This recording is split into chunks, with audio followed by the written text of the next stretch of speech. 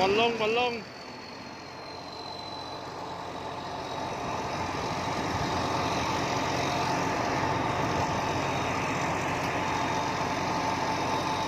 คนขับจะแอ๊กแอ๊กหน่อย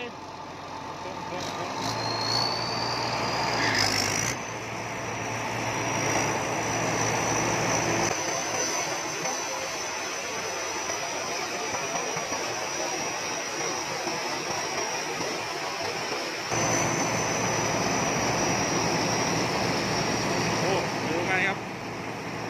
มาแปลงนี้ล้มด้วยครับไม่เท่ารีบเกี่ยว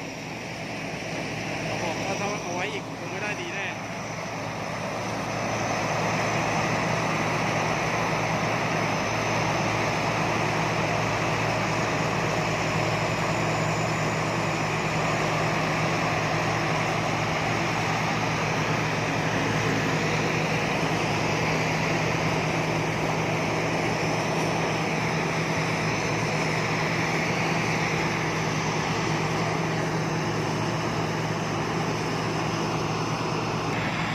โอ้ฟ้าผู้สวยดีจังเลยฮะ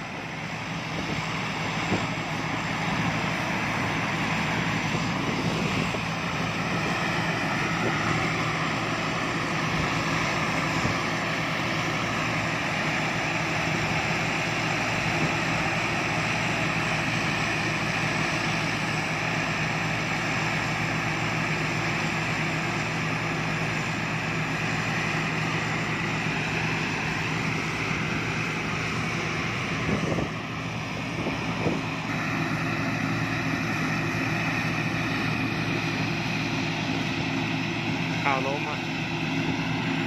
ปีนี้ข้าวดีหน่อยฮะลงยาวไม่ใส่เลยเริ่มล้มกันแล้วฝนมันตก3-4 วันติดเลย